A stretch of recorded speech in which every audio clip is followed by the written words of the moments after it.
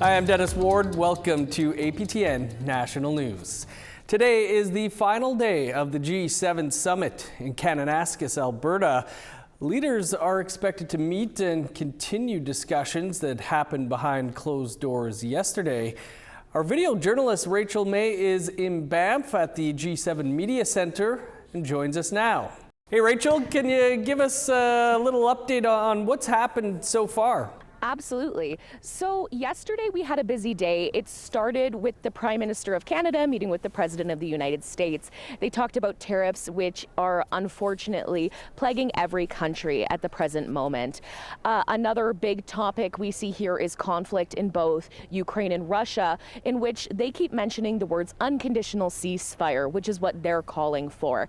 As for the conflict in the Middle East, they keep saying they're calling for a de-escalation, but they haven't quite hit the ceasefire point yet. What have you heard from what the top issues that Indigenous peoples are hoping to have addressed? So we have three issues that kind of keep coming up. One is natural resources and critical minerals, energy projects, oil, how tariffs are affecting that. Also how small business owners are feeling in an area where they might not be heard. As for the second subject, we're here in Alberta and people are talking about the separatism and how they want to stop that talk, and hopefully that world leaders can kind of put that separatism talk to bed once and for all. When it comes to the last point, it is continuously having Indigenous leaders have a seat at that table to make sure that Indigenous voices are heard. There's been talks about having a world leader that is Indigenous at G7 talks in the future. There's also talks about having Indigenous leadership just at any level, whether that's when U.S. talks are happening for land and mineral deals. Same with Canada, that is happening here as well. Have you spoken with many Indigenous peoples there on the ground? I have. I've actually talked to land and mineral owners from North Dakota. They were talking about how a lot of people right now are just hoping to break even. And in this economy, it is not ideal to be having tariffs already when oil prices are fluctuating as rapidly as they are, considering how many conflicts there are in the world right now. As far as Canadian issues, they really are focused on continuing to honor treaties, especially here in Alberta, keeping that right at the front of people's minds. But I will have more on that later today in the evening cast. Sounds to me like you might have talked with the Hall family there. I did. They are wonderful. They spoke fantastically about kind of what it means to be an owner, but also what it means to be Indigenous in a world where the U.S. doesn't really give them a seat at the table. Maybe in a way that they should, especially considering that in the U.S., land and mineral owners, they do own 100% of the land. So it's important to have them at the table for these discussions for oil and gas, as it is such a turbulent economy when it comes to not really knowing what's happening, tariffs, conflict. It's changing day by day, hour by hour even. Rachel, we'll leave it there. Looking forward to your report coming to us tonight. That's video journalist Rachel May, live in Banff at the G7. Well, continuing the G7 conversation, our Yellowknife video journalist Bruce De La Cruz spoke with some Northerners about what they think about the global summit and how those discussions might affect them in the long term. The 50th G7 summit has international leaders gathering in Kananaskis, Alberta this week. Economic partnerships, especially those between the U.S. and Canada, has risen to the top of this year's agenda. But what does the average Canadian and Yellowknife think of the summit? Well, you know, I'm really interested about how ultimately the tariffs affect the Canadian economy and trade, you know, between Canada and the U.S. because we're such important trading partners. As a Fleet Show man, why do you think it's important for yourself and other Indigenous people to stay connected and stay on top of global politics? Because it's our culture to look after a lot of people left and right. It doesn't matter about the color, we just care about a lot of people.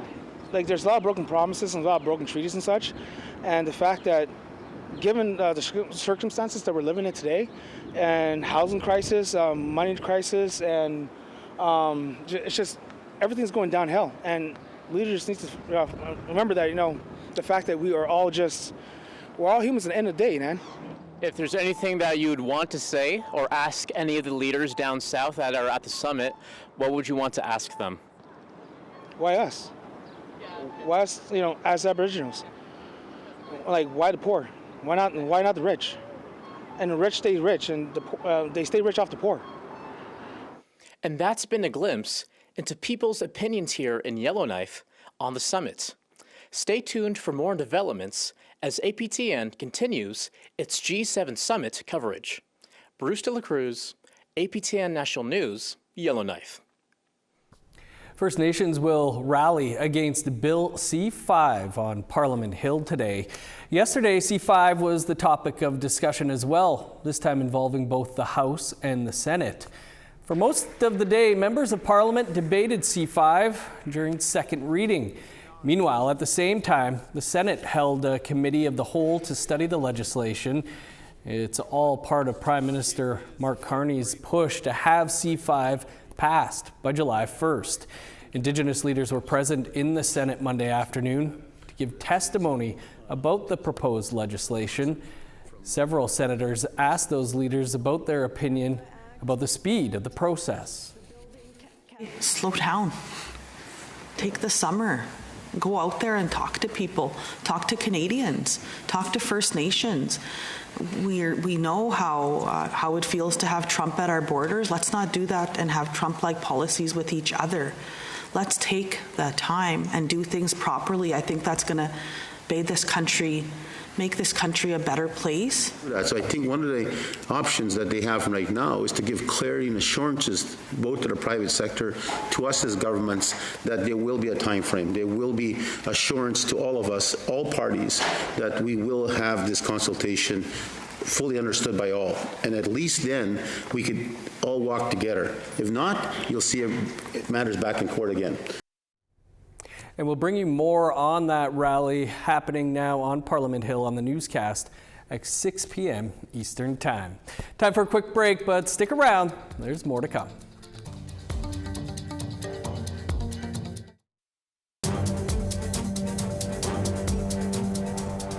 Welcome back. Ojibwe artist Cedar Eve has unveiled a mural in Montreal dedicated to the city's Two-Spirit community. It was completed in 2024, but it was recently officially presented to the community to coincide with Pride Month and Indigenous Peoples History Month. Our reporter Savannah Craig spoke with the artist and those involved in helping this mural come to life. It's important to keep reminding people that we are here. This Gotnyagahaga elder interprets this mural as a reminder that Indigenous people aren't going anywhere. You look at it and you can read so many things into that one mural, from the agony, from the suffering, all the way down to the knowing. Now we know, now we see. Sedalia Gotwinotis Fazio did the opening ceremony for the mural's presentation.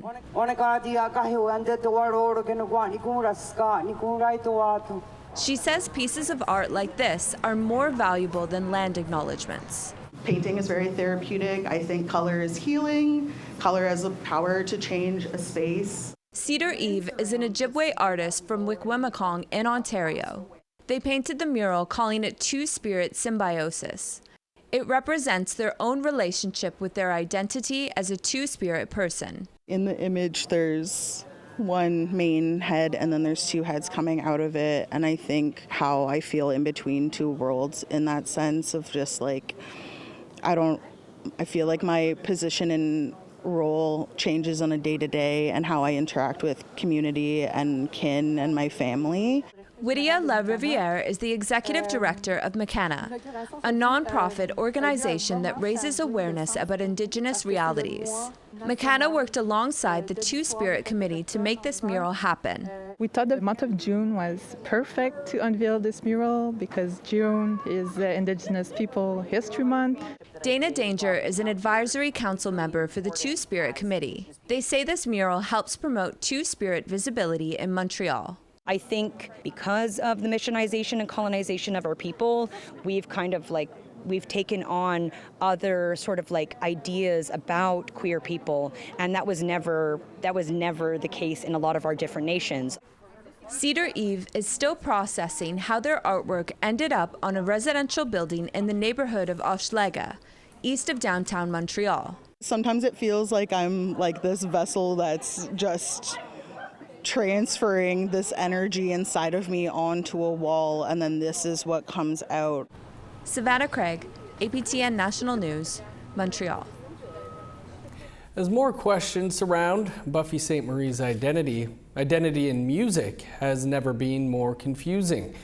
For this Indigenous History Month, we hear from the people it impacts most. Métis folk musician Mitchell McCoons and Anishinaabe indie rock star Tashina Buswa helps us lay the foundation of how we got here. APTN's Veronica Blackhawk has the story. As the robin sing, all I can think about is money. If I'm gonna make it, if I should even try to find my way, navigate the water, time is in question, I need help.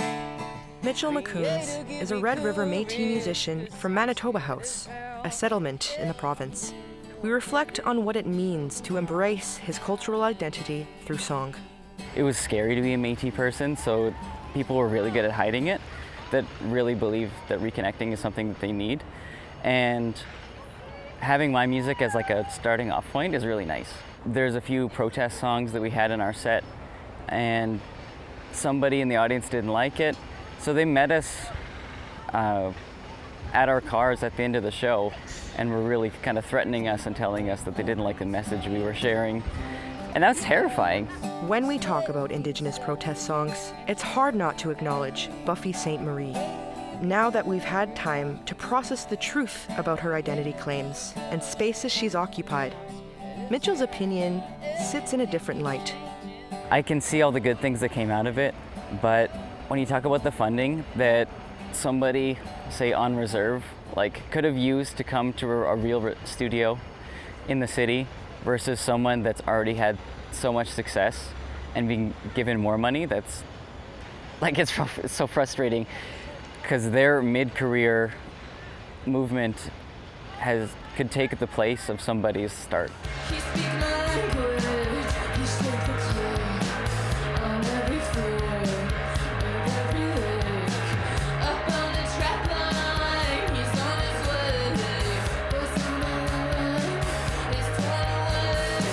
Tashina Buswa is the Anishinaabe singer-songwriter from North Spirit Lake First Nation, Ontario, and the voice behind Montreal's new post-punk outfit, Ribbon Skirt.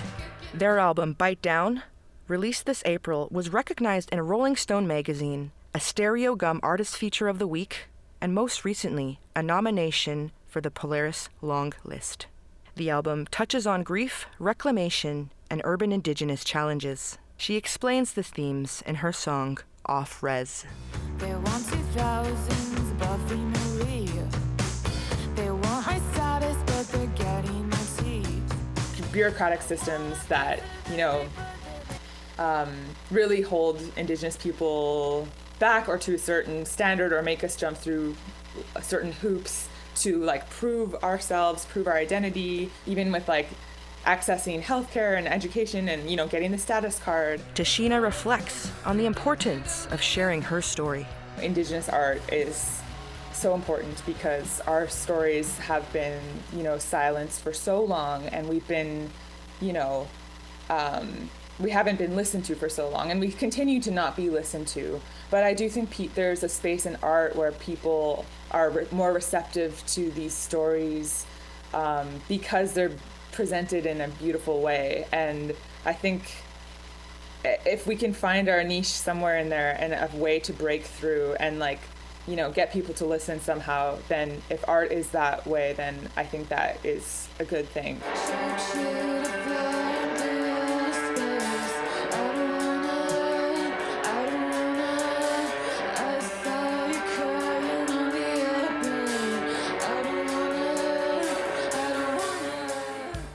This week, we speak with a range of artists and industry professionals to unravel the challenges and rewards of what it means to make Indigenous music in Canada. Here to walk along with you in that good way, I'm Veronica Blackhawk, APTN National News. And we'll have part 2 in Veronica's series tonight on the news at 6 p.m. Eastern Time. Now to one of this week's web poll questions. And we're asking whether you are prepared to evacuate your home in an emergency. Yes, very, yes, somewhat, or not at all. You can go to our website, aptnnews.ca/polls to cast your ballot. The Matei National Council has teamed up with a Matei game designer to try to bring Michif to a younger generation. More on that after the break.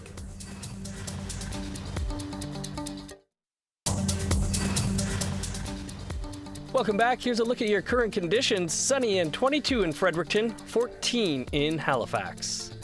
Cloudy and 5 in Kuujjuaq, 9 in Nain.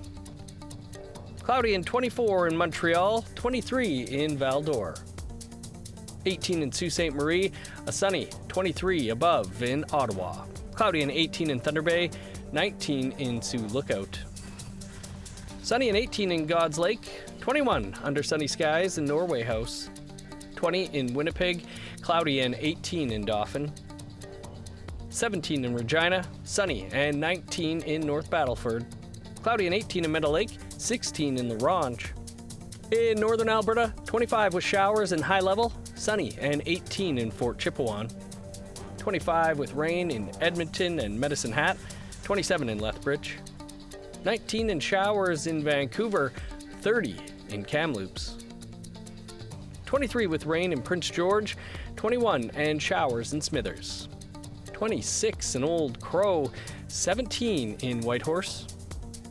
Sunny and 18 in Yellowknife, 25 under sunny skies in Wrigley, +1 in Sax Harbor, 9 in Pawatuck. 9 in Chesterfield and Whale Cove, 12 in Baker Lake. 0 with snow in Resolute, 5 in Arctic Bay. The Matei National Council is hoping to revitalize the Michif language by reaching Matei kids where they're already spending time. The Matei Life project has launched on Roblox, an online game platform with more than 85 million daily players. The game was designed to teach children and adults Michif words and cultural teachings to keep Matei language and culture alive in a modern way. It was developed by Masquerade Games. And for more, Creason spoke with the founder of Masquerade Games and proud Matei, Josh Nielsen. Josh, thanks so much for being here. This seems like a great way to try and get youth engaged in learning Michif. Why was this a project you wanted to get involved in? Tansei, thank you for having me. I've been a game developer and working in tech for almost 20 years now. And when I left my last studio, what we thought was there's so many of us that don't speak Michif, and that's because our parents don't really speak Michif. We were obviously our language wasn't encouraged in the situations we were in, so we didn't speak it. So we were trying to think of a way that we could modernize how to look at people learn about not only the Michif language but the Métis culture, because I don't think we talk about how it's unique. And we started looking around and found, look, kids are playing Roblox 1 to 3 hours per day, not only playing but socializing and talking about it on YouTube afterwards. So what if we made a game that's actually fun, that kids can play, much like the interactive exhibits you see in museums? Why don't we make something fun but authentically Michif and Métis in there as well? Sounds like a lot of fun. Josh, can you tell us a little bit about the Matei Life project and what people will encounter in this game? Sure. MateiLife.ca has everything you need to know about it. It's exclusively on Roblox, so you can even explore that even if you don't have a Roblox account. But I imagine most of your younger listeners will have one. And what you do is you start out in a fort and you get some dialogue to go through and to explore some of the uniqueness of Métis culture. So that includes, maybe a lot of people don't know that fiddle music is really important to us. We have our ceremonial sashes that we wear, but there's so much other aspects of the culture we want to talk about. But of course, language is at the essence of it. So for example, when you go through, we give badges, and what we wanted to do for badges is think about what's something authentically Indigenous that both Indigenous and non-Indigenous people quite enjoy. So we thought about medallions. When I wear this around any city I'm in, everyone wants to look at it. They want to see what it is.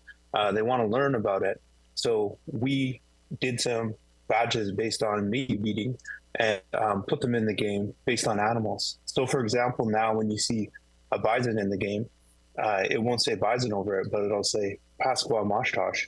And people will be like, oh, kids will be like, oh, that's probably how you say bison in Northern Michif. And then they go on a quest and they're able to earn that reward and keep that on Roblox. So in a way, Roblox now, there's little badges that will remain with the character forever that are authentically Indigenous. I think that's really cool. So interactive. Josh, you gave a talk at the XP Game Summit on Friday about how games can help revive an Indigenous language. What role do you think games have? You talked about it a bit there. I think the first realization is games are here to stay. If you combined all of movies, TV, and music and the amount of viewership and profit they have, games have more than that combined. So it's much like the internet's here to stay. We're always going to have it, and games are here to stay. So how can we do games for good? We call this project Impact Gaming. With my fund I have, Masqua, I do impact investing, where I invest in Indigenous businesses, but also provide mentorship and make sure that they remain with the Indigenous qualities, and that is near and dear to them. So we're trying to do the same for the games as well. We just want to start with Northern Michif first because there's only 200 speakers that speak this, and then we're going to do Southern Michif, and I'd love to then work with other First Nations to develop a game that could be authentically theirs, that people in their community can work on it as well. Finally, Josh, really quickly, you were the co-founder of Eastside Games, which became a $100 million company. Is there much Indigenous representation that you see in the gaming industry? This is part of the reason why I wanted to do the project. There was less than 0.7%, less than 1% in my last couple of years of working at Eastside Games. And we work to improve that to 1.4%, but I don't think that's good enough. What I'd love to see is this project get started up. We start working with the various nations, and to see 1,000 new Indigenous developers in a year, 10,000 more in 5 years, and just grow from there. Games are the new blue collar jobs, and I'd like to be just a small part of it to start spreading the word and getting more people to play games, build games, and do games as a job. Well, Josh, we'll have to leave it there. Thank you so much for speaking with us today, and we'll definitely have to check out the game on Roblox. Merci. Very cool idea. That's all the time we have for your first look at the day's news. You can stay up to date with the very latest by visiting our website, aptnnews.ca, and we will be back at 6 p.m. Eastern Time with your APTN National News. I'm Dennis Ward. Marcy Miigwech, thanks for being with us. Have a great afternoon.